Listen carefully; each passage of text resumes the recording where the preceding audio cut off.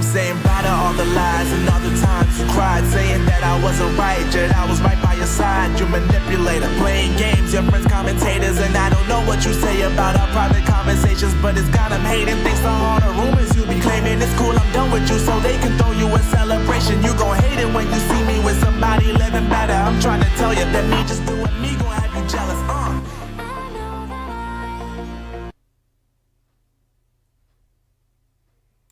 Good morning, folks. Welcome to this special edition of... Just double checking that microphone. Special edition of Chris Wyatt Reports on Saturday, November 2nd, 2024.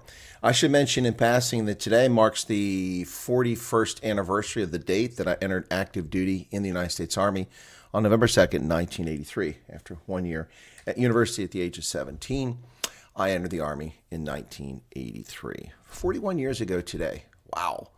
Time does pass fast, does it not? Who could ever have imagined 41 years and what's happened in the world? Just unbelievable how time has passed. Welcome to the program on a Saturday. Thank you for being here. I'm going to get to the news in just a moment, but that was, of course, our friend, the singing cowboy, Dean Chancey from Texas, singing God Bless the RSA. Of course, he became famous in South Africa for his song, It Ain't Easy to Kill a Boer. But Dean also has a long affiliation with South Africa, going back to the 70s, if I recall. And travels there of his own volition and records and performs in South Africa. That's a very good song, God Bless the RSA. Let me say hello to everybody in the chat, then we'll get to the news. This is special broadcast time because it's rugby weekend. Normally I wouldn't have this opportunity because there'd be a URC game at this hour or in the next 20 minutes, but today there's no URC action, just the international test, and it's a light test weekend with England hosting the All Blacks and then Scotland hosting Fiji. I'll be covering both those games coming up on Rugby Ascendant after this broadcast. So we want to get an early broadcast to get the news in because the news is important. A lot's happening. Just 3 campaign days left in the U.S. campaign. Botswana's BDP obliterated at the polls in a historic election in a shocking result. Members of the BDP still gobsmacked that they were just obliterated at the polls. The UDC, the Umbrella for Democratic Change, has brought at least a change in the name of who leads this country after 58 years under BDP rule, a party that has grown fat, lazy, rich, corrupt, and inept. And they deserve their electoral defeat, and thankfully it is a real PK, a real mooring, a real smackdown, because they deserve it. They have just really destroyed that country under Mokgweetsi Eric Masisi. He will be remembered as the man who ruined the BDP, the man who ruined Botswana. What a sad, pathetic legacy for a tyrant. One that he deserves. Fortunately, he at least knows how to obey the rule of law when it comes to leaving office and will step aside as he should.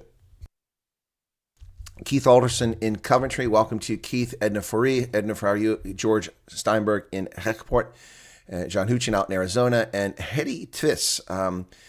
Just a moment to get back to your question. Keith Alderson, is true that Callum County, Washington always depicts the overall winner in presidential elections? Well, Keith, you could pick a host of counties around the country, probably a couple hundred that always get it right every time by chance. Ronell is here. How's it going there, Ronell? And Chantel Boyson. Hetty Tvis, I don't recognize you from the chat. Thank you for coming in here. Don't know if you recently subscribed or you've been here for a long time, but I suspect you must be new somehow because you're asking my relationship with South Africa. Well, I don't have a relationship with South Africa as such. I'm a kid that grew up in all kinds of circumstances, including abject poverty, and dreamed of seeing the world. Went to university at the age of 17, chased girls, and didn't go to class very often, and realized I was wasting my time and other people's money since I was dirt poor. And so I decided to go into the Army to get money for university and grow up a little bit and experience the world, which I did. Went to Germany, learned German, traveled all over Europe because the dollar was strong and my worldview was brightened. But I'd always had an interest in Africa, and I followed the liberation movements and struggles and the conflicts in Southwest Africa and Angola, Mozambique, Rhodesia, back in the 1970s when I was a kid and then in high school. And I decided that Africa was an interesting place. I read a book by James Michener called The Covenant around 1980 timeframe while in high school, and it really was something amazing. I've got to sneeze, excuse me. Felt that coming on for about 60 seconds before it actually got there. So I read the book The Covenant, and I said, what a crazy country, but a fascinating place full of interesting people and places. And I saw parallels, even as a high school student, between America's westward movement and, excuse me.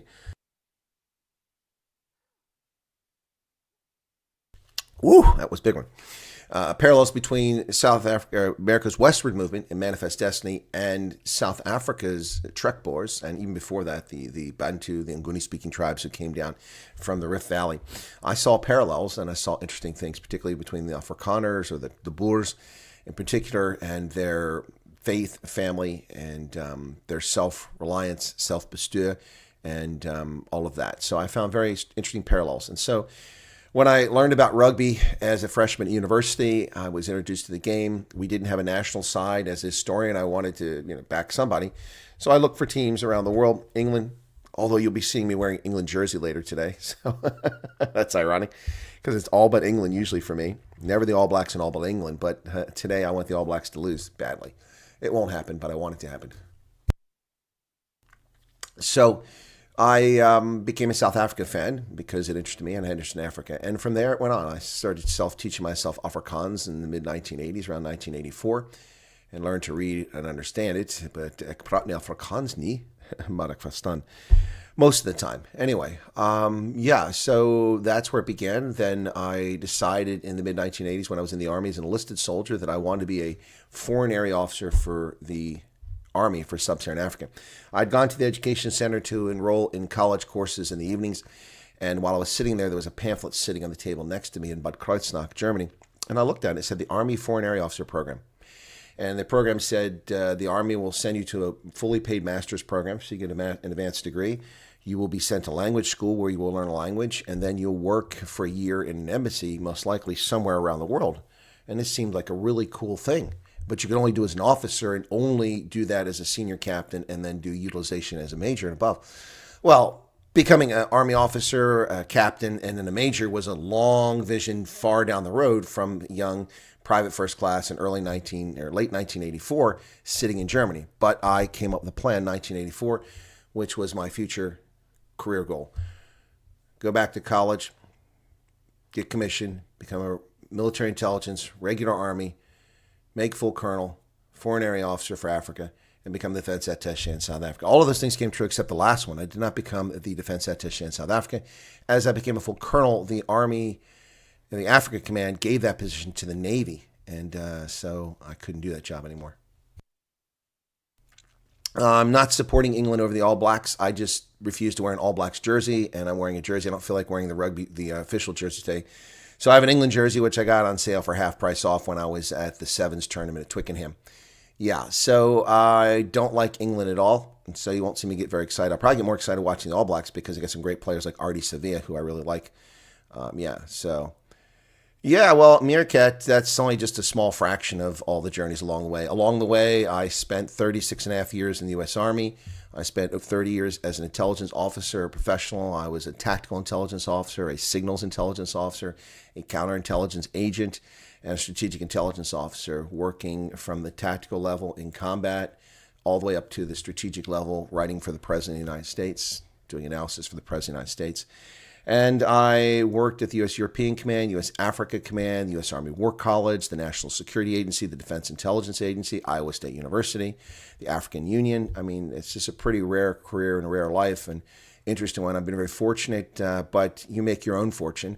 Fortune favors the bold, and I took bold risk. I took a career path that was non-traditional and by rights never should have made lieutenant colonel, or let alone colonel, just because I didn't go through the proper gates that you have to check the blocks, because the Army is very, very anal and specific about, well, you're not a real man unless you do this or you do this.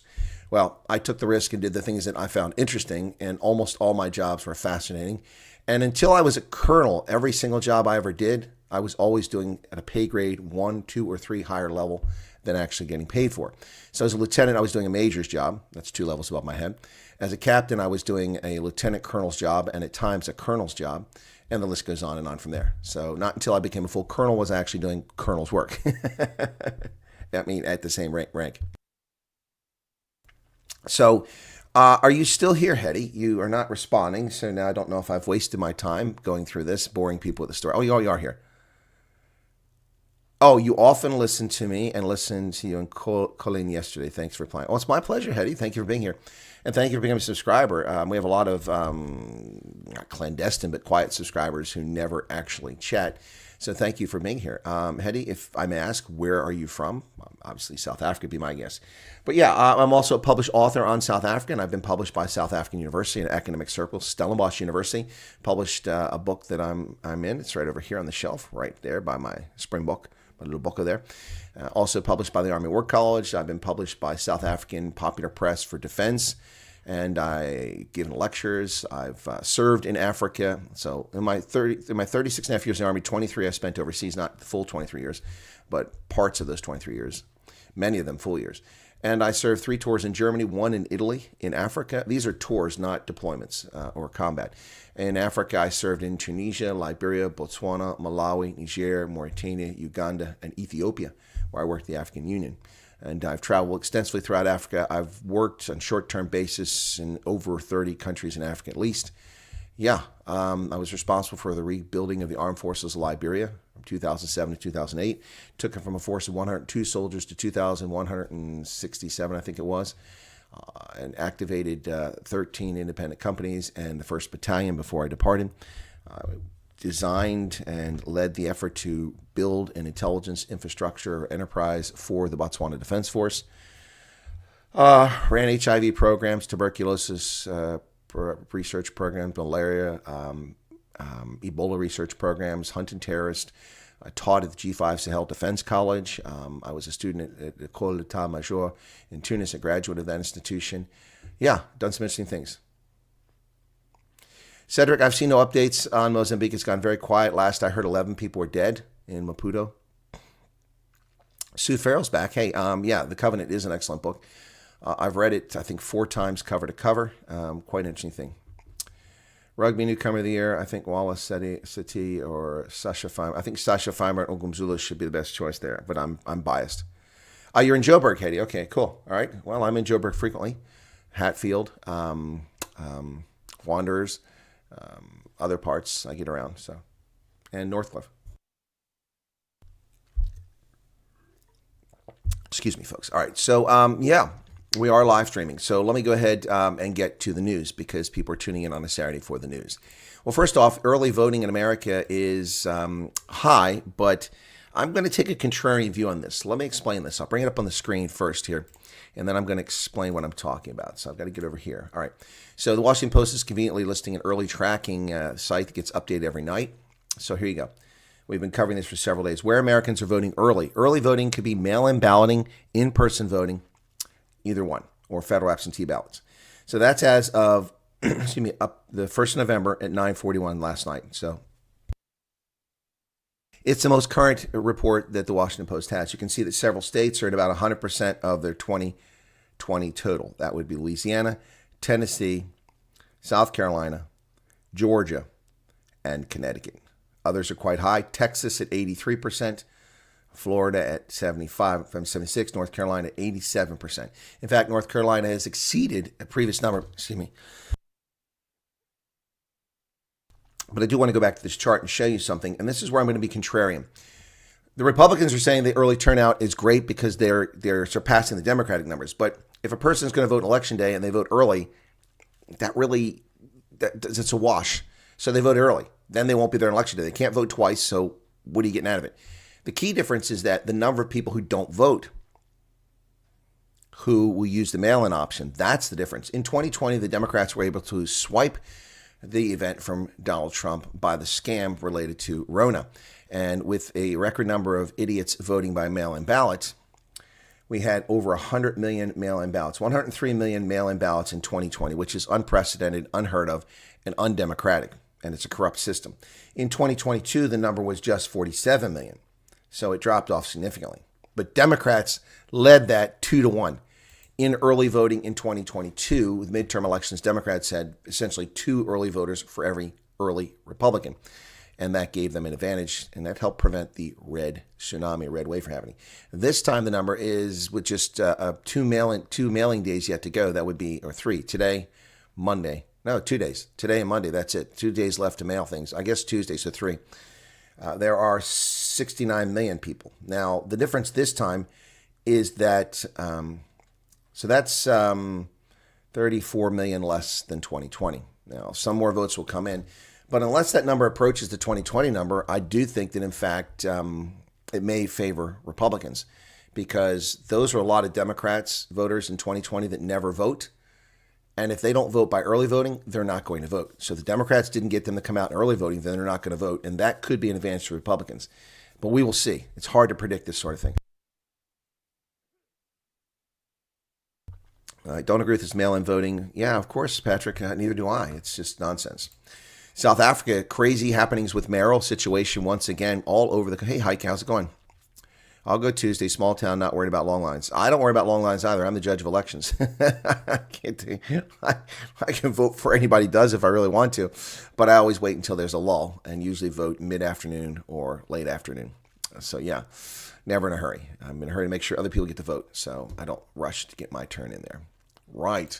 So the Democratic Alliance and the Economic Freedom Fighters are debating the removal of the Matabeleland mayor, who'd been found guilty of assaulting his bodyguard and his driver last year. This man has continued to serve as mayor despite being a violent beater.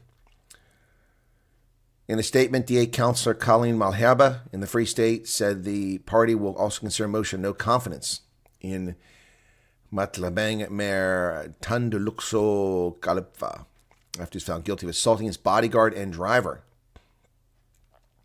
According to the National Prosecuting Authority, he committed the acts at a community meeting. It's alleged that tensions had escalated during the meeting as community members became rowdy, prompting his protectors to intervene in an attempt to escort him from the scene. In response, he reportedly began to physically assault his protectors and made derogatory remarks. The incident resulted in protectors opening a case against the executive mayor, leading to the charge of assault and criminal injury. And it took an entire year before he was even convicted. The man should not have been mayor. This is another example of the African National Congress's failure to adhere to its step-aside policy. This is a bogus policy by a corrupt party that pretends to care about good governance. They simply say, we have a step-aside policy for any accused or charged in criminal activity. They will step aside and not serve. They will take a leave of absence. This man did not do that. He continued to serve as mayor, despite the fact that he physically beat and assaulted the people assigned to protect him. This also, again, is the arrogant black supremacy of the ANC, the black privilege of being an ass and getting away with it. Shame. What qualifies you as an early voter? Well, Helene Hedenstock, that's a very loaded question. Every state is different. Every state has different rules. And it's up to the states, not the federal government, on how elections are conducted. So what qualifies a person as an early voter depends on where you're at. In Pennsylvania, you have to apply to be an early voter. But the Washington Post will assure you that there's no such thing as early voting in Pennsylvania. Of course, the Washington Post is full of compost because there is early voting in Pennsylvania. It's just that their lazy journalists are too lazy to do the research. It takes all of 5 minutes to go to the Commonwealth of Pennsylvania's website, which you can do in South Africa if you like, and read about in-person voting. So the mail-in ballot, you can go to polling stations, county boards of elections, I should say, not polling stations. You go to county boards of elections throughout Pennsylvania in a specified period of time, which ended on Tuesday in most places this past Tuesday around the state. You can go there to apply for a mail-in ballot. You can complete the mail-in ballot, and then you can surrender it at the county board of elections the day you're there. So if you went there on Thursday the week before, so 10 days ago, and you wanted a mail-in ballot, you're a registered voter, you applied for it on the spot, they gave it to you, you went to a booth, you filled it out, you gave it back to them, you have voted early. You have voted early. You voted almost 2 weeks before the election.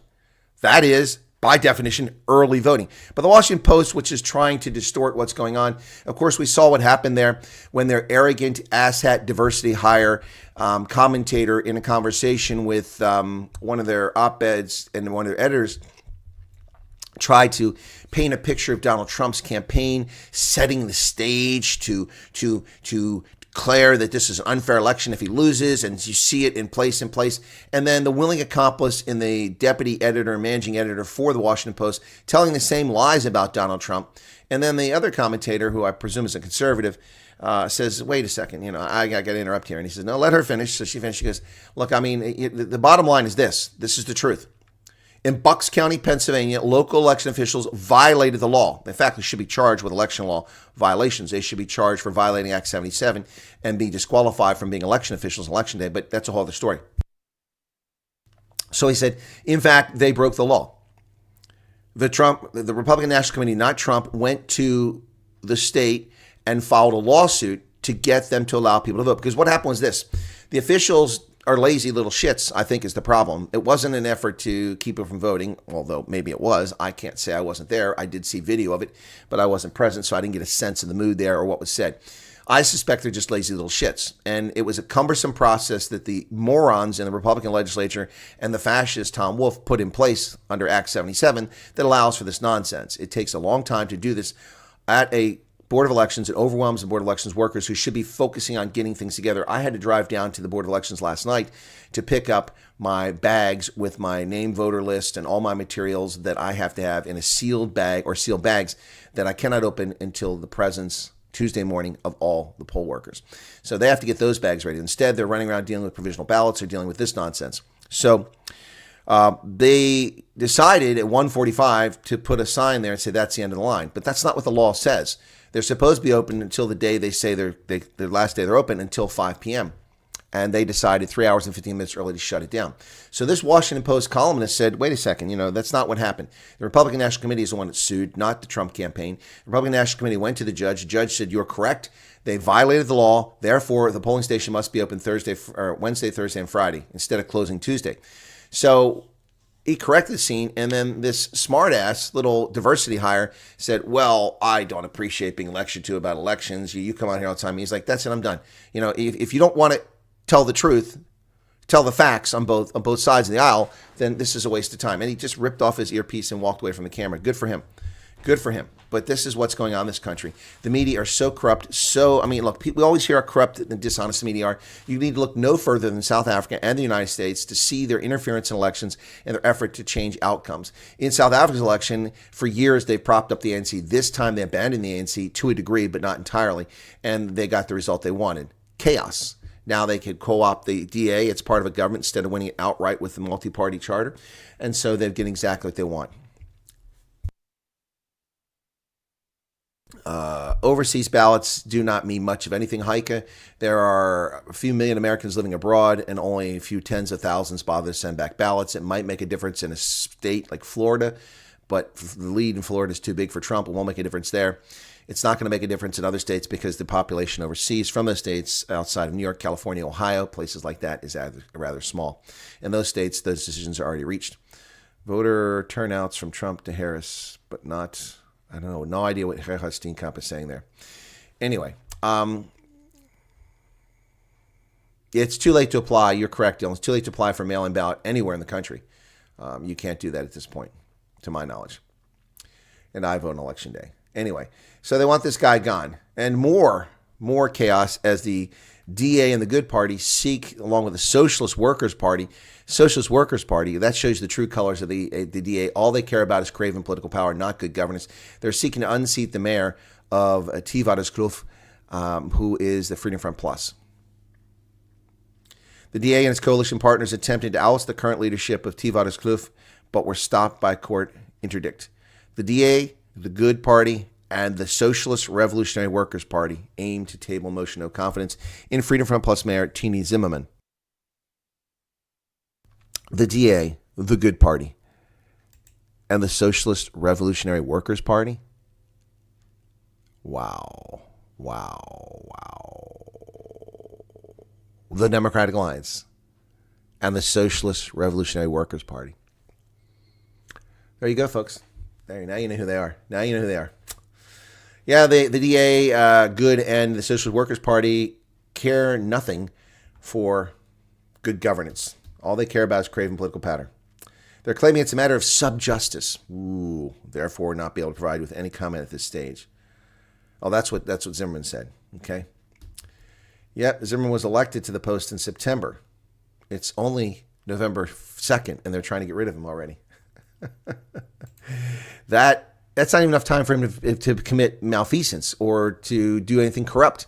So why is Tini Zimmerman no longer acceptable as the mayor of Tivadaskloof? Because the DA says so?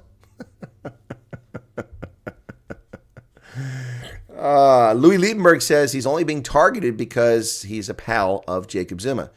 Well, he's definitely being targeted because he's a pal of Jacob Zuma, but whether he's guilty or not, it's a whole different story. I don't know the answer to that. Louis Liebenberg believes there are far more sinister motives behind his arrest last week.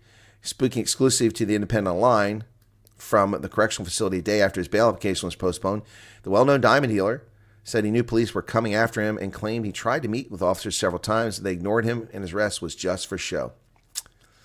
Yep, the 60-year-old, along with his wife, Desiree, and a host of others, have been charged and arrested, but all but he and his wife have been let out on bail. Only the Liebenbergs remain in prison. Interesting development there, to say the least. I'm going to get over here to something I saw a few moments ago. Okay, there it is. All right, Alan Coates is here. Pennsylvania is a toss-up. Well, is it really? Is it really? We will see if Pennsylvania is a toss-up. All right, we'll see if that's truly the case.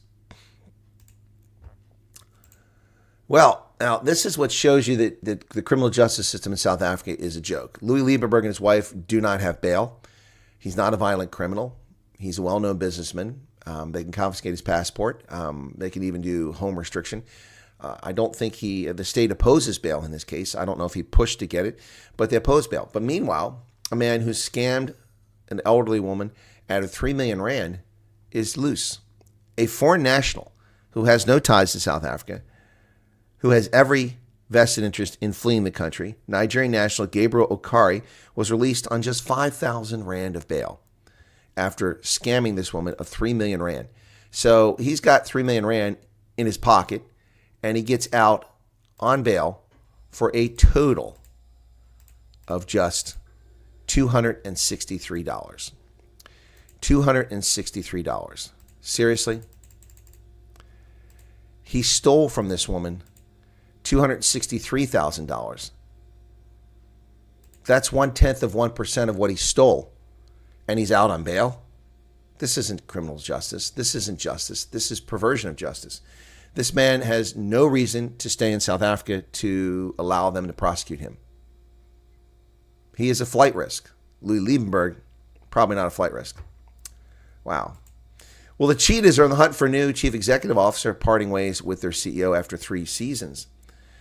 Cheetahs CEO Ross van Reenen will vacate his office at the end of November after the Free State Cheetahs announced that they have agreed to part amicably.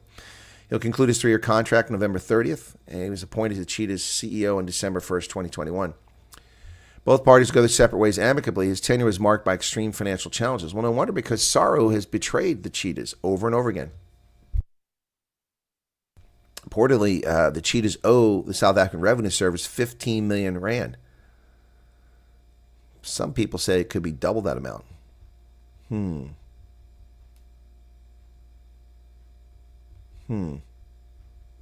Interesting. During his term, the Free State Rugby proudly sold out 2 Springbok Test matches, one against Wales in 2022 and one against Portugal in 2024. Yep. So, he's out at the Cheetahs. They're looking for a new CEO. Let me put my hand up. Botswana has done the unthinkable, tossing the Botswana Democratic Party out on its ears. Confident, well-mannered, Botswana's new president, Duma Boko, carries the traits of a highly trained human rights lawyer. The 54-year-old's thoughtful, fluent sentences speak of his legal education, first in Botswana and then at Harvard in the United States. Despite being humble victory, the fact that he won the presidency at the 3rd time of asking reveals a single-minded ambition. There you have it. Duma Boko. President Ramaphosa and political leaders send messages of congratulations to Botswana, which showed South Africa how you get rid of the bums. Yeah. President Ramaphosa and various political parties in South Africa congratulate Botswana peaceful election and 58 years of one-party rule. Yep. The success of our election and our sister nation is an important and affirming demonstration of democratic maturity in our region and our continent. As South Africa, we look forward to deepening our fraternal relations in cooperation with the Republic of Botswana and outcomes that will benefit both nations. The DA, the ANC, and the EFF also congratulated Botswana on a successful, peaceful election. Yes. ANC spokesperson Motsiri said the party stood ready to support and collaborate with Botswana's new leadership in advancing the transformation goals shared by our common people. Morons. Transformation goals. Well, let me put transformation in English for those who don't know what it is. It means racism. Racism. It means the exclusion, the expulsion, the extermination of white South Africans. That's what transformation means. That's what it means. And there's no need to do that in Botswana. Black folks run the country. Black folks have always run the country. So why would you need to transform anything? Most of the wealth is in the hands of black Botswana. Yeah. Yep. Anyway, So we don't look forward to the ANC collaborating with the Umbrella for Democratic Change. We do not need the UDC contaminated by the ANC's kleptocracy and its race hustling. We do not want to see the UDC engage with the ANC on any level other than a diplomatic level, nation to nation, not on a party level. The ANC is a corrupt organization, and it should not taint this party that is now going to rule. 36 seats they got. Wow, folks, it's shocking. Let me see if I can find my map here. I did download it. I think there's that. Hang on a second. Oh, I thought I did. Give me a second here. I've got it somewhere. I want to show you the constituencies. Give me a second here. I know I've got this image somewhere. There it is. There it is. Okay.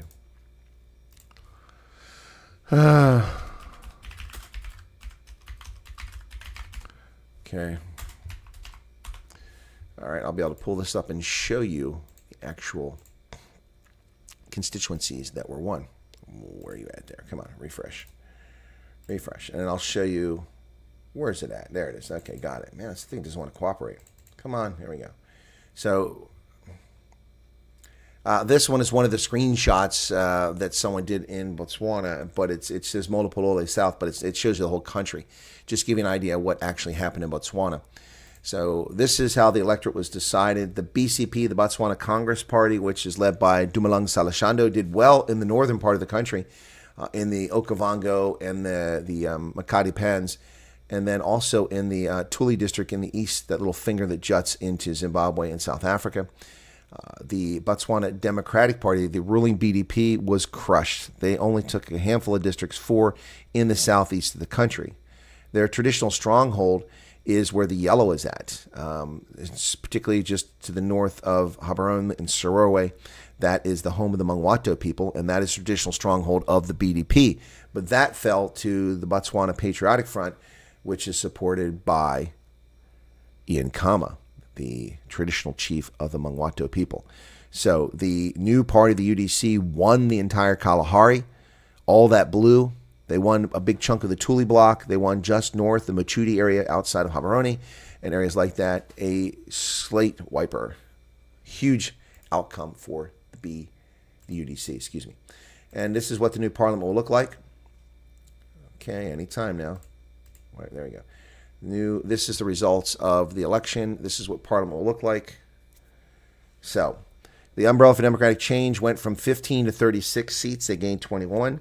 The Patriotic Front gained 2 seats to 5. The Independents, 1 seat. 1 independent is now in Parliament. The Botswana Democratic Party lost 34 seats. Wow.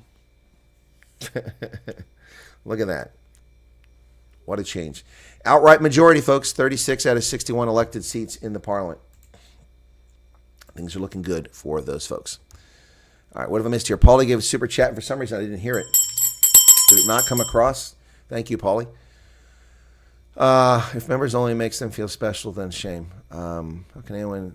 What's members only? What are you guys talking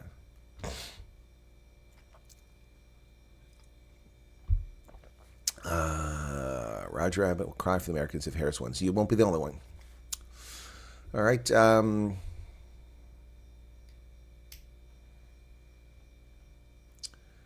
How can anyone think postal voting is an open corruption? Well, yeah, Fleshin, exactly. How can anyone arrest a British citizen for carrying a British flag in the United Kingdom? Well, this happened for a second time now. While people march with PLO flags and with Hamas flags on the streets in the UK, a young man was arrested for inciting the public by carrying a British flag. This is sick. The United Kingdom is gone. It's gone. What refuge do English, Welsh, Irish, and Scots have? Where do the Scots go? Their homeland is invaded and overtaken. We're going to talk about the UK and how the UK, the Tories, are one of the biggest proponents of this anti-English, anti-Christian, anti-white nonsense. Once again, now the leader of the party is the child of immigrants from Nigeria, leading the Tory party. The empire strikes back. Rishi Sunak, and now this lady. The empire strikes back. It's taken over the United Kingdom, the empire. Being hollowed out from the inside. A lot of voters loyal to the Freedom of Plus voted DA in last election for greater good. DA should be aware many of those voters already talk about turning back. Well, that was a huge mistake by those voters. That was stupid on their part. They should not have punished the Freedom Front Plus. It did nothing to warrant losing those votes. The DA did nothing to warrant gaining those votes in the last election. What's this? In a pub. Ooh, doing a pub crawl. Okay. Okay, and then what else got here? Once you go, ain't no going back. What? Washington Compost. Yep. Hey there, Nexus of Thought. Where you been, man? Sue Farrell says, Chuck Holton warning of Antifa trouble. I don't know who Chuck Holton is, but I've been warning of trouble all along. And not just in the streets, in the courtrooms, in the media. It will be a full court press the moment Trump wins, with election denial, with lawsuits to overturn results in Georgia, Michigan, Arizona, Wisconsin, Pennsylvania. It's already in place. The media is reporting Donald Trump has a plan in place to contest the results. What they're not reporting is the Democrats have the exact same process in place. That's what we call dishonesty. That's what we call lying, an act of omission, not telling you. Reform aren't even backing up Tommy Robinson. I don't know what's going on with Tommy Robinson, and I really don't know what to say about that. Tommy Robinson, in defiance of a court, aired the video, the movie. It was wrong to censor him, but he should have fought in the courts instead of just defying the court. So he's going to pay a price now.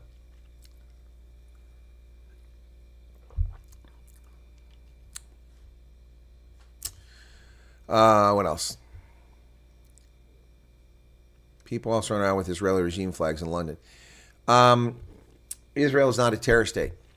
Israel is legitimate state with relations in the United Nations, a founding member of the United Nations. Israel is the legitimate, recognized sovereign state, and that flag represents a sovereign state. The Hamas flag is not a recognized sovereign state. It's a terror organization. There's a huge difference, Jonathan. A huge difference. Also, people running around with Israeli national flags in the United Kingdom are not looting and burning and murdering and assaulting English people in the streets. However, people carrying the other flags are doing exactly that. There's a big difference here. Don't try to equate one with the other. If you want to say it's inappropriate to carry foreign flags in a country, that's a fair statement. But you are making an equation that doesn't even match itself. Yep. All right. Well, apparently November is too soon for a vote, says Guinea-Bissau, a year after they were supposed to already have a vote. Don't you love African dictatorships? Guinea-Bissau can't hold planned elections because it isn't ready. President Embalo dissolved parliament in December last year. He was elected to a 5-year term in December 2019. Looks like he doesn't want to let go. Technically, we're not in a position to carry out the program. The time available no longer allows us to do so because of the many logistical and financial difficulties. Well, why in the world did you not simply prepare for the election a year ago? Shame on you. Israel, contrary to Iran's lies, has inflicted severe damage on their missile program and air defenses. Tehran confronts new vulnerabilities as it considers a further attack on Israel. Well, that would be foolhardy. Israel's punishing airstrike against Iran last month shredded Tehran's strategic air defenses and severely damaged missile production facilities, leaving it badly exposed to future attacks. So that's a very prudent decision by Israel. Israel hit 20 targets last month, staying within the red lines that Washington pushed for the attack. While Iran played down the attack, some senior Iranian officials are now talking about mounting an aggressive retaliation. Well, good luck with that. Good luck with that. These are satellite images before the Israeli attacks, and this is after. So there you go. That's before the Israel attacks, and this is after Israel attacks. Oh yeah, nothing serious. Building's completely obliterated. Yeah. So here's another site. This is the missile complex near the Kior base before the Israeli attack. That's before the attack, and that's after the attack. Very targeted strikes, these Israelis. This is a missile facility. And that's it after the attack. So, there you go. There you go. Yeah, Iran lying, but they've taken a big hit. And Israel took out things that will leave Iran vulnerable to a future Israeli attack, which was smart. Very smart. Well, the Tory party is the party of non-Englishmen, non-Scots, non-Irish, and non-Welsh. That's what the Tory party is. The Tory party is a party that is playing the movie The Empire Strikes Back, as the descendants or immigrants from the Empire are taking over and eating the Tory party from the inside out. No wonder it's not a conservative party anymore, although this lady appears to be a staunch conservative. So we will see what happens, the daughter of Nigerian immigrants. Kemi Badenoch becomes first black woman to lead Britain's Conservative Party. Ms. Badenoch expected to move the party now in opposition further to the right. Britain's Conservative Party announced today that it has selected Kemi Badenoch as its leader, putting a charismatic, often combative right-wing firebrand at the helm of a party that suffered a crushing election defeat in July. Her parents were immigrants from Nigeria. She becomes the first black woman to head a party that has had 3 female leaders, Margaret Thatcher, useless Theresa May, and even more useless Liz Truss. She succeeds Rishi Sunak, another Empire Strikes Back leader of the party. In a lively, occasionally bitter leadership contest, she edged out Robert Jenrick, another former cabinet minister, by a vote of 53,000 to 41,000 of the party's 130,000 dues-paying members. 73% voted. She's vowed to rebuild the Tory party on more authentic conservative foundations, saying her training as a computer engineer had taught her how to fix problems. Well, the Tory party has problems, folks. It has a lot of problems. So good luck to Miss Badenoch. Curious how she got the name Badenoch. Is that a married name? And the chat has gone very quiet. All right, the Amish will swing. I don't know if the Amish will swing Pennsylvania for Trump. I think Pennsylvanians will swing Pennsylvania for Trump, but the Amish definitely are likely to play a role. Mud-caked volunteers clean flood debris in a Spanish town as authorities struggle to respond. Boy, this is epic, the floods in Valencia. The mire covering Alicia Montero is a signature uniform of the impromptu army of volunteers who, for a third day, yesterday, shoveled and swept out the muck and debris that filled the small town of Chiva in Valencia after flash floods swept through the region. I never thought this could happen. It moves me to see my town in this shape. We've always had autumn storms, but nothing like this. So here's an image of Valencia on October 18th on the left and on October 31st on the right. Not exactly the same image, but you can see quite a mess there. And it's actually even worse than that. Where's the other picture at? Here we go. What happened there? Something, I went out with the same thing. That's what I want right there. So this is an image of the coast of Spain. Parts of Spain appear to have merged with the sea after historic rain in before and after images. So here's satellite imagery taken October 8th on the left and October 30th on the right to show how much the flooding has altered the landscape. You can see that it's basically turned part of the landscape into an isthmus out there. Look at that. Wow. Valencia is at the top of the picture there. It's got the little fingers jutting out from the port, and it survives. But all the stuff below that, adjacent to the lagoon, is completely submerged, and even the rivers further below. Crazy. Absolutely crazy. Lynette Orr, welcome to you. That is some serious flooding, Charles. You are correct. Feel for Spain. Well, folks, we've heard people talk about crypto and cashless society, and they want to move us off of paper cash. They want to take this out of our pockets, which allows them to track all of our movements. Ooh, we actually got a little bit in there this time. That's no ones. Look at that. Ooh, got some real ones there. Check that out, 20 and 3 5s. Wow, that's the most money I've probably had in my wallet in 3 years. Yes, they want to take this away, which you can do for transaction anywhere around the world, in fact, because these are dollars. And they want to stick it in your wallet in plastic so they can shut your ability to spend money off when you exceed your social credit score or you exceed your carbon output score, or they can track all of your movements to persecute or prosecute you for an alleged or fictitious crime when they set you up for something. That's what they want to do. And this is a foolhardy move, as I've said before. Specie currency is necessary. Physical currency is necessary, particularly in informal markets like in West Africa, Central Africa, and even Southern Africa. You cannot and should not remove specie from the marketplace. Well, Sweden and Norway are reconsidering their brain-dead concept of going to a cashless society. Well, it's about time these dunderheaded, privileged, blue blood, elite turd balls in the Scandinavian countries wake up to reality. Sweden and Norway are backpedaling plans for cashless societies over fears that fully digital payment system would leave them vulnerable to Russian security threats and concern for those unable to use them. Oh, no. So you're saying it might not be secure? You mean it? So this is secure. This is secure. This greenback, this dinero, these dollar bill with Abe Lincoln on it, this is secure. That's real. That's tangible. That's actual.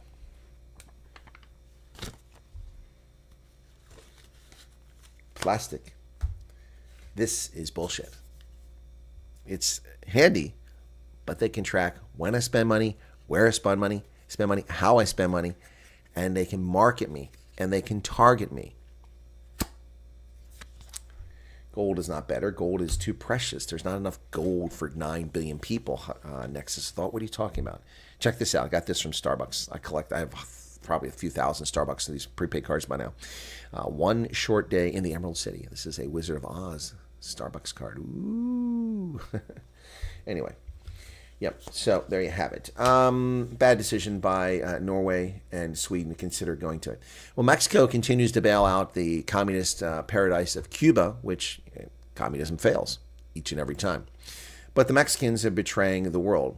A cargo 400,000 barrels of crude oil has departed Mexico en route to Cuba because they're suffering fuel shortages and blackouts. Reuters reported the cargo departed Monday and should be arriving by today.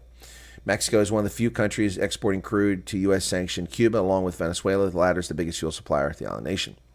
But they have no fuel and no electricity, and so they're going to help them out. Help communism survive a bit longer, help them oppress people a bit longer, because that's what they're good at. That's what they're good at. Well, ladies and gentlemen, we finally have the report, the internal investigation from the inept Secret Service. The Secret Service, the clown car show known as Keystone Cops, responsible for protecting about 40 people, and they spend $3 billion a year, and they can't pull it off. Of course, this is the organization that nearly had President Trump assassinated twice, and God knows how many times we haven't even been told about by the government. Publicly, we know about 2 assassination attempts. Secret Service releases internal review into the July 13th attempt assassination. The report listed 4 breakdowns in communications. I would suggest there was a lot more than communications breakdowns. Agency publicists completed mission assurance report. What a comical euphemism. A comical euphemism for ineptitude and failure. So I would issue the Secret Service's ineptitude and failure report, or its intentional effort to have the president assassinated on behalf of Joe Biden. Call it what you want. But their mission assurance report, what a crock of manure that is. Yeah, outlining several operational gaps that preceded the assassination attempt on the Republican president's life 4 months ago. On July 13th was a failure of the Secret Service, the protection of President, Vice President, major candidates of those offices, part of the vital mission of the Secret Service. Then why aren't they protecting Robert Kennedy Jr. still on the ballot? Why aren't they protecting Jill Stein? Yeah. All right. So here is the release from the Secret Service's website. And it says, Secret Service Mission Assurance Report found that multiple operational communications gaps preceded the attempted assassination. This included deficiency of established command and control, lapses in communication, and lack of diligence by agency personnel. There you go. The office integrity is a reviewing findings and accountability process underway. Well, I think that there should be people who go to jail for the failures, because this was either the most grossly incompetent situation on the planet or a clear attempt to murder the president with collusion within the government. You take your pick. Well, the Supreme Court has decided with Democrats in a very confusing, convoluted case here in Pennsylvania, which makes no sense whatsoever. I'm a judge of elections. I don't even understand what they're talking about. U.S. Supreme Court left in place a lower court ruling that for now allows Pennsylvania voters to cast provisional ballots if their mail-in ballots have been invalidated. Since 2019, all Pennsylvania voters have been able to cast ballots by mail, but to have their mail ballots counted, they have to follow strict rules laid out in the state election code. One of these rules requires voters to place their ballot in a secrecy envelope before placing it into the mailing envelope. Without the secrecy envelope, the ballot is considered naked and will not be counted. Now, let me explain to you why that's important. If someone fills out a ballot for this election, actually, let me use this. This is probably better. They fill out a ballot for this election, okay? And let's kind of look at that ballot.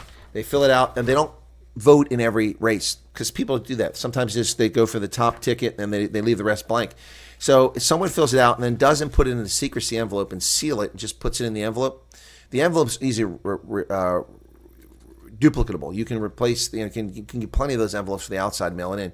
But the envelope, the secrecy envelope that goes inside, it goes inside and has a barcode that matches the barcode on the other envelope. So if you don't have the secrecy envelope, then you could easily commit fraud. And so that's why Pennsylvania requires a secrecy envelope. However, what the lower courts are saying is that if someone sends it in without the secrecy envelope, which leaves it open to someone intercepting it and changing it, the vote still counts. Wow. Wow. Under a statewide notification system, if a voter will get an email telling their naked ballot has been invalidated, and you can go to your polling station election day and cast a provisional ballot. So, yep. So, in the 4-3 decision, Pennsylvania Supreme Court sided with voters. The court determined the naked ballot is automatically void, meaning that it has never received or counted by the Board of Elections. Actually, that's reasonable. That's actually reasonable. The problem is this mail-in balloting. If we don't have the mail-in balloting and we actually do our civic duty and show up to vote, then this won't be an issue. York County, the county I reside in, the district attorney's office and election officials are continuing to scrutinize voter registration. York County's chief detective and a team of county detectives have been investigating voter registration applications for potential fraud. Of the more than 3,000 applications dropped off last week, the county said that half were okay, half were incomplete or duplicative. What they don't say is whether they're fraudulent. So they were going to go ahead and issue these ballots until Lancaster County said they had 1,500 fraudulent ones. So now they're paying attention. Yeah, but we're being told by Josh Shapiro that the system works. No, the system doesn't work. If the system worked, then Lancaster County would have identified other fraud from August on when these ballots started coming in, not the election when things were truly suspicious. And York County wasn't even looking at them until Lancaster County went live on the air and the district attorney, Heather Adams, reported fraud, and she pointed out 2 other counties in Pennsylvania, which she didn't name. Of course, York County, knowing that they were going to be named, went ahead and started checking, and now we're finding out there are all kinds of problems with this canvassing effort by a Democratic-backed group out of Arizona, not California. Wow. Well, the Washington Compost says that Russian disinformation is in play. Yep. Videos push lies on voter fraud and immigrants. Moscow has famously meddled in presidential elections for it. No, they haven't. No, they haven't. I mean, famously meddled. Jeff Zuckerberg spent $250 million influencing elections in 2020. The Russians spent $5,000 in 2016 to buy Facebook ads. Yeah, okay, sure, famously meddled. Jeff Zuckerberg is much more famous in meddling in U.S. elections than the Russians. On Friday, top U.S. intelligence officials, we all know how reliable and honest they are once we've seen them lie about the Hunter Biden laptop, said Russians were behind a slew of the latest faked propaganda videos, one featuring purported Haitians boasting that they were voting multiple times in Georgia. The day-old video had been posted on Twitter by Amy Kramer, a member of the Republican National Committee and co-founder of Women for Trump. The video played to a disinformation narrative championed by Donald Trump. Okay, first off, if Amy Kramer posted this video, then she should be under investigation. If she reposted it, then this is nonsense and this is misleading. So, anyway, what a bunch of nonsense. So, who is Amy Kramer? Let's take a look at that. Let's see. Amy Kramer, Republican National Committee. See if we can find co-founder of Women for Trump. Let's see what we can find on this lady. Okay. By the way, I have that report from the Secret Service. If you're curious, you can download if you want. American political activist. Woo! Thanks. She's 54. Okay. She's got Twitter. Let's see if she's got this thing posted there. If she posted or was reposted.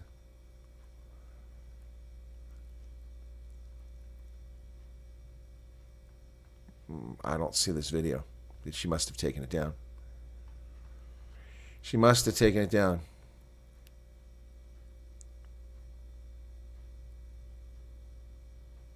Wow.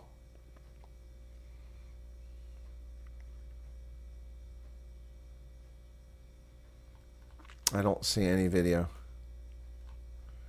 that she supposedly put up here. So either she took it down or they're slandering her.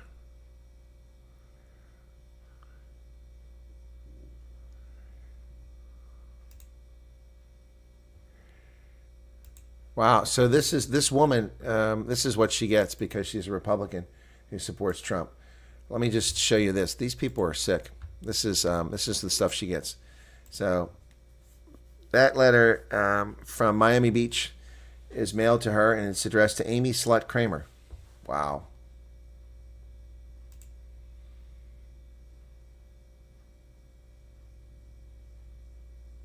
Wow. What a bunch of twisted people to write stuff like that. Wow. Anyway, I don't see the video here that they claim she put on there, so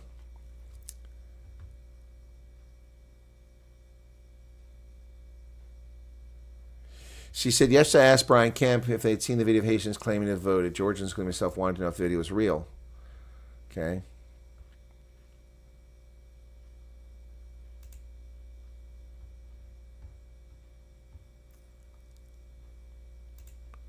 So she did post the video.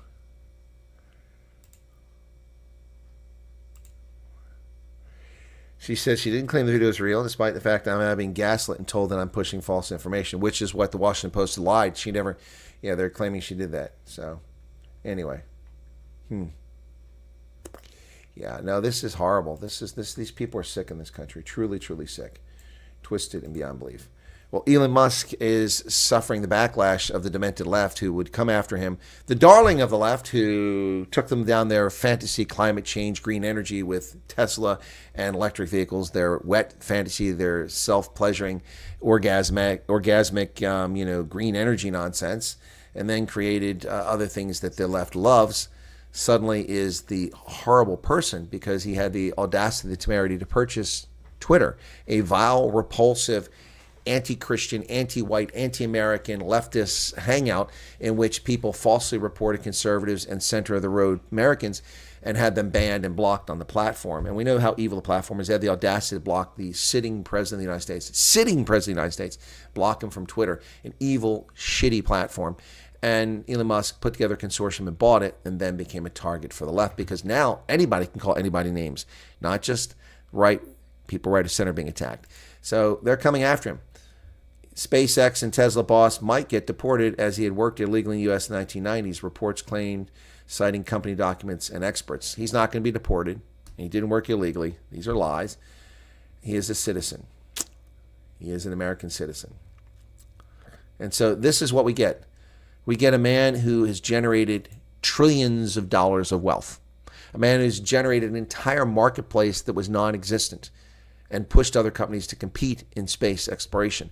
A man who's created a outer space broadband telecommunication system available to the world. And this is what they do. They want to go after him. A man who has women and people of color employed everywhere. Every conceivable face. Again, how many times do I make complaints about how woke SpaceX is when they do the launches? Nothing but women, gays, and soy boys and people of color. But Elon Musk is open for target. We must go after his citizenship now. Well, the case of Larry Krasner, the hate-wanking George Soros-backed scumbag who leaves pedos and rapists and murderers on the streets of Philadelphia, in this bogus lawsuit, Musk sought to have taken to federal court because there's no jurisdiction at the state court. The federal court sent it back down, which makes no sense. But of course, it was a Barry Obama-appointed judge, another fraud. Federal judge in Pennsylvania returned to the state court a lawsuit against Musk and his political action committee over their $1 million daily giveaway. The order came a day after a lawsuit by scumbag Larry Krasner was removed to federal court at the request of Tesla's CEO. Krasner's lawsuit accused Musk and his PAC of running an illegal lottery. They're not running a lottery. This is just a scam. Just a scam by Krasner. Well, early voting, in-person voting in North Carolina now exceeds the 2020 total. That's interesting given that the western part of the state has been obliterated. Early in-person voting in North Carolina ends today, but the number of people who have cast ballots by this method already exceeded the total from 4 years ago. In the fall of 2020, a record 3.63 million people voted early during the 17-day period at hundreds of sites in all 100 counties. This year, the state exceeded that total by late Thursday with nearly 3.8 million people casting early in-person ballots. When traditional absentee ballot, military and overseas voter ballots are included, through Friday afternoon, the number rises to 4.01 million.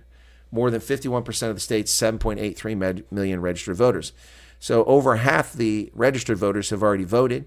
Turnout was 75%. So that means that just a quarter of the registered voters will show up on Election Day if it holds true to 2020. So what's the point of even having elections? The Department of Justice will post officials in 27 states to monitor voting rights compliance on Election Day. Federal officials will oversee voting processes and address complaints from the public regarding potential violations of voting laws in 86 jurisdictions. And they are going to be in Alaska, Arizona, Florida, Georgia, Michigan, Pennsylvania, and Texas. And this is what I have to say to the feds. Piss off. Footseck. Take it to the arches. We don't need your nonsense in Pennsylvania, convoluting our race. We have enough trouble with Josh Shapiro, the lawless governor and failed former Attorney General of Pennsylvania. County boards of elections count the votes, Sue. Well, third-party presidential candidates, this is what could cost the race. It definitely played a role in the 2000 race with Ralph Nader running. But an analysis of past elections shows that third-party candidates have at times had a significant impact on the winner. There's Jill Stein, the woman with an ego the size of the Ganges, Green Party candidate. Yep. Robert Kennedy is still on the ballot in many places. Jill Stein is a doctor and activist who ran as her party's candidate for president in 2012 and 2016. She's running an anti-war campaign this year, focusing sharp attacks on the Biden administration's support for Israel and Hamas. Stein is a climate activist and supports the Green Deal. And Cornel West, a philosophy and Christian practice professor at Union Theological Seminary in New York, and formerly taught at Harvard and Princeton. He was the first black student to receive a PhD in philosophy from Princeton. And he is a radical race hustler. Oliver ran for office twice in Georgia's 5th District, and then again in 2022 in the Senate race against Raphael Warnock and Republican Herschel Walker, which resulted in a runoff election. Stein is on every battleground state ballot besides Nevada, and West is on the Michigan, North Carolina, and Wisconsin ballots. Oliver, due to the Libertarian Party's extensive past efforts toward election access, is on every single U.S. state ballot besides New York, Tennessee, and Illinois. So there you go. So it could affect Wisconsin, Michigan, North Carolina, Pennsylvania. In Pennsylvania, the impacts could be minimal. Neither one are getting much support there. Georgia, Arizona, Nevada. When Trump defeated Clinton in 2016, he had the help of Jill Stein, who clinched 1.1% of the popular vote, and Libertarian Gary Johnson, who carried 3% of the national vote. In a report, the American Bar Association pointed out that Johnson and Stein collectively earned more than 222,000 votes in Michigan, while Trump ultimately won the state by a 15,000 vote margin. Yep. So there you go. So these guys who are leftists could help Trump win again. Well, the Pentagon is truly downgrading the standards of the U.S. military, dropping 51 disqualifying conditions to allow unqualified recruits to join our military. Wow. Oof. The Pentagon is using a pilot program to shed a long-standing list of medical conditions that have prevented individuals from joining the military for decades. The program was launched in 2022 and has seen 6,000 service members in a list who were previously disqualified from medical conditions. Wow. Jeez.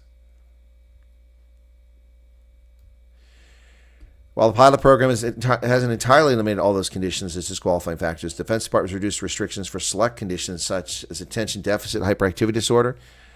Wow. So people who can't pay attention are going to be put in charge of firing artillery rounds. Oh, that's a good idea. Yeah. Pennsylvania officials are in a race against the clock to count the mail-in ballots. Only 2.2 million ballots have gone out this year as opposed to 2.6 million in 2020. And they cannot count these ballots until 7 a.m. when the polls open on Election Day. The state has given $45 million in grants to the counties to do this, and we'll see what happens. These are the mail-in ballots, 500,000 fewer than the last time, so let's see how long it takes them to count. NVIDIA replaces Intel after 25 years in the Dow Jones Industrial Average. Wow, NVIDIA is replacing Intel. Intel will lose its spot in the Dow Jones after a 25-year run to NVIDIA, in the latest blow to the struggling chip maker that was among the first two technology firms to be included in the blue chip index. Once a dominant force in chip making, Intel has in recent years ceded its manufacturing edge to rival TSMC and missed out on the generative artificial intelligence boom after missteps, including passing on an investment in ChatGPT owner OpenAI. Intel shares have declined 54% this year, making it the worst performer in the index and a potential purchase for me. Stock fell 1% to $22 extended trading Friday, while NVIDIA was up more than 2% to $139. Look, it's Joe Biden. They're handing him an Intel chip. He has no idea. Are these crisps? Are they potato chips?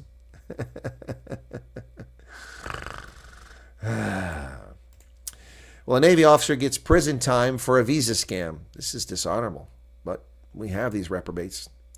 Navy Reserve Officer Commander Jeremy Pittman, sentenced Monday for accepting bribes from Afghan refugees. An officer in the Navy Reserves will serve 30 months in prison for his role in a bribery scheme to provide unknown Afghan nationals visas to the United States. Commander Jeremy Pittman, a 53-year-old civil engineer corps officer who deployed to Afghanistan in 2014-2015 in the NATO Special Operations Command, accepted thousands of dollars for drafting, submitting, and falsely verifying phony letters of recommendation for Afghan nationals pursuing special immigrant visa. They worked with U.S. troops and diplomats as translators. All those who worked are eligible. But he personally signed off on more than 20 letters in which he vouched for Afghan national visa applications, claiming they had served as interpreters for the U.S. and NATO troops. He said these applicants were not a national security threat and their lives were endangered by the Taliban. But the Justice Department said Pittman accepted thousands of dollars in bribes and had no basis for recommending the applicants. Wow, so we have at least 20 people who came to this country illegitimately, courtesy of this scumbag. Well, Admiral McRaven, former Commander Special Operations Command, has interjected himself into the political race in yet another instance of flag officers inappropriately influencing elections in America. And I'm going to point out Admiral McRaven's hypocrisy in this piece, which he wrote in the Wall Street Journal. Trump fails George Washington's civility test. Speak not injurious words, neither in jest nor earnest. Scoff at none, though they give occasion. So, he said, those who have spent time in the military know that these maxims aren't mere words. These qualities define good leaders and reflect their followers. Character, honesty, integrity, honor, and a sense of duty all matter. These aren't just platitudes, but tangible qualities that make a difference in every organization, from the neighborhood coffee shop to the White House. The White House is the home of American leadership, where Republican leaders like Jefferson, Lincoln, Grant, and Roosevelt. Well, Jefferson was not a Republican. Reagan and Bush resided. Each of these leaders had his shortcomings and foibles. None of them consistently violate every principle of good leadership like Donald Trump does. He has no self-control. He lashes out at immigrants, religious groups, and military heroes. He lies with reckless abandon. In August, in what was an outlandish, even by Mr. Trump's standards, he reposted a Truth Social picture of Kamala Harris and Hillary Clinton above a crude sexual joke. Last week, he was regaling a crowd about Arnold Palmer's anatomy. These are things a disturbed 15-year-old boy would do, not the commander-in-chief, not the man who holds nuclear codes, not the leader of the free world. More recently, he's called Ms. Harris mentally impaired and a crappy vice president. This is a former president of the United States. Being a person of good character matters. Doing what's right matters, because when a leader exhibits honor, integrity, and decency, it instills those qualities in the culture of the institution. Well, Admiral McRaven, honor, integrity, and decency don't fly in the 21st century. I'm a man of honor, integrity, and decency, and I ran for political office, was undermined by a corrupt Republican Party who put the fix in from the very beginning and openly lied to the candidates in the race, and then openly sabotaged the candidacy of the other four candidates for the preferred stooge to be the candidate that won the primary. So, Admiral McRaven, people of honor, integrity, and moral fortitude do not win in this world. Now, his hypocrisy is he's attacking Donald Trump, but then he gives Kamala Harris a free pass and lies about her. First off, Trump doesn't attack immigrants. That's a lie. See, Admiral McRaven is being dishonest. Trump is talking about criminal alien invaders. There's a distinction here. And he's playing in the political pool. If you're going to be in the political pool, Admiral, you have to be honest. He says, you will no doubt ask the same questions about Ms. Harris, but you will get a different answer. You may not like her policies. What policies? Her followers or her vision for America. What vision? Her vision is racism. But Ms. Harris won't threaten the press. Oh, in fact, she has threatened the press. She has threatened the press. In fact, her and her regime have censored Americans, and they've censored the press. Demean immigrants. No, she'll demean Americans, just like her boss. Mock those who've died for the country. She doesn't even understand what it is, so why would she mock it? Break with her allies. Trump has not broken with her allies. He simply demanded they live up to their obligations, which they entered into freely.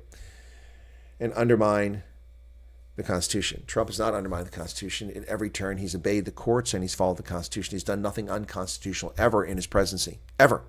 Admiral McRaven, you're dishonest. You're dishonest. Shame on you.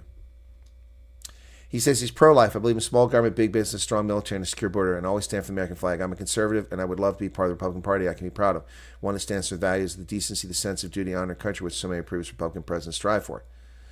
Well, that's not the Republican Party, Admiral McRaven. And I can tell you firsthand, my experience running for office, it's not the party. Well, Army Criminal Investigation Command is investigating the commander of CENTCOM. General Michael Kurilla has been one of Biden administration's key emissaries to Israel and Middle Eastern partners since the Gaza war began. Army criminal investigators are reviewing an incident involving top U.S. general overseeing military affairs in the Middle East, defense officials said yesterday. Potential complication for the Biden administration is it continues to grapple with the region-wide crisis. Army's Criminal Investigation Division, CID, is aware of an alleged incident and is currently looking into it, said spokesman Mark Lenardi. In a separate email, he confirmed that General Michael Kurilla, head of CENTCOM, was a party to their review and said he had no additional information to provide. Well, what's going on there? A Marine Sergeant Major has been busted for stolen valor. This is just unbelievable. It's more violent stuff. I mean, it's stupidity. Stupidity in the military, not violent. A judge demoted Marine Corps Sergeant Major to Sergeant last month for donning military awards and decorations such as a Purple Heart that he never earned. Then Sergeant Major Charlie Clausen was charged and sentenced for wearing 9 unauthorized decorations, ribbons, and devices or insignia between January 2019 and October 2023. Including the awards and decorations, he deceptively supported on his uniform with a Purple Heart, the Combat Action Ribbon, the Joint Meritorious Unit Award. He also wore the North Atlantic Treaty Organization Service Medal, the Kosovo Campaign Medal, the Global War and Terrorism Expeditionary Medal, the Sea Service Deployment Medal with the silver and bronze device, the Navy and Marine Corps Overseas Ribbon, and the Navy and Marine Corps Parachutist Insignia. Mike, how does he think he gets away with this? The Marine Corps is small.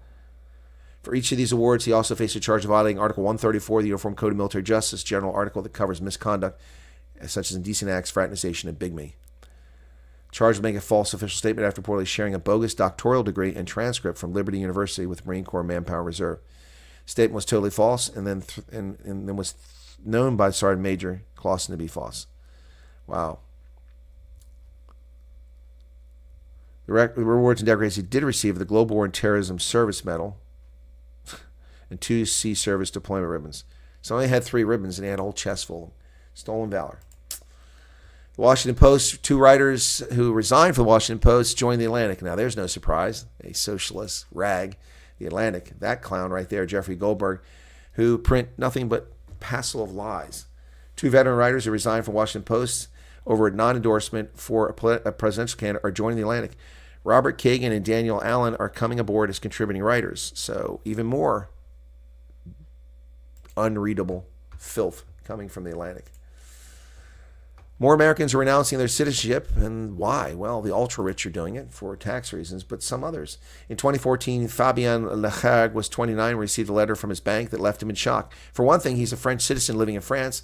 There was no reason he thought that his bank should be requesting his U.S. Social Security number. At the time, he wasn't even aware he had one. So he's 29 years old, he's a French citizen, didn't even know he had a Social Security number. The bigger shock in the letter, though, came when the bank informed him that he could be a potential tax evader because he had never filed income tax returns with the Internal Revenue Service. He was born in the U.S. to an American mother and a French father, but he had not lived there since he was 18 months old. He doesn't speak English. He spoke to Fortune via Chat GPT translation, and he's never worked in the United States. But now, 39 years of age, the so-called accidental American, someone who was born in the U.S. but has not spent much or if any time there, these accidental Americans may have no connection to the country but are still on the hook to file and pay U.S. taxes. Wow. So they want $2,350 for him to renounce his citizenship and refuse to pay it. Oh my goodness. What a horrible situation. All right, 57 people here. Thanks for being here, folks. Let me just see what's going on here. We had a small audience. It was bigger earlier. Did people leave for a reason? All right. All righty. Okay. So, sounds like they're friends with MS-13.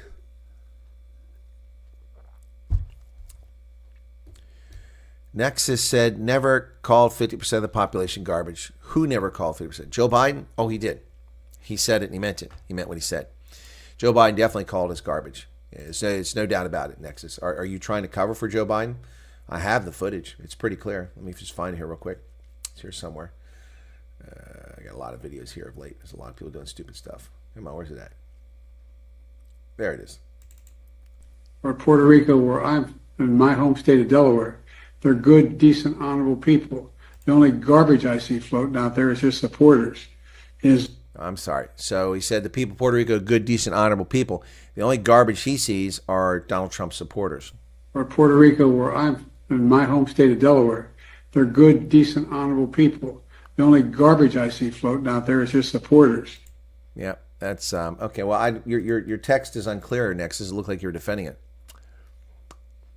Did the Army screen for IQ? Yeah, well, that's not IQ. You take a test called the Armed Forces Vocational Aptitude Battery, the ASVAB, Armed Services. You would think common sense would prevail. Thank you for clarifying. I was talking about military guys' comments. Okay. Gotcha. Oh, yeah. Thank you for that Nexus thought. It didn't make any sense what you're saying there. Yeah, Paulie says jealousy makes people nasty. It does. Margin of cheating is the problem. Exactly, Nexus. Dodgy elections. All right, well, I am down to the final. I've got my bags with the name list of voters. I've got my lanyard for opening machines. I've got my keys for the machines. I've got it all. It's here. It's ready. Supplies. Over the weekend, they will deliver to the church the voting machines. On Monday evening, we'll go and we'll set the machines up. We won't turn them on. We'll get them all set up in the place they're supposed to be. The tables set up. Everything ready for Tuesday morning. Tuesday morning at 6 a.m., we'll open the building. We'll get started. We'll open the bags. The present people will record the serial numbers, and it all gets underway. Yep. What are the CIA's greatest successes in history? Nexus, I don't really want to go into that. There are some very good ones, some which I can never talk about, some are classified. Most of the CIA's biggest successes are classified, and they can't be discussed in public, so I'm sorry. I have some paper U.S. dollars, but I cannot use them to buy anything in South Africa. Really, Helene? Not been my experience. You can exchange them for Rand.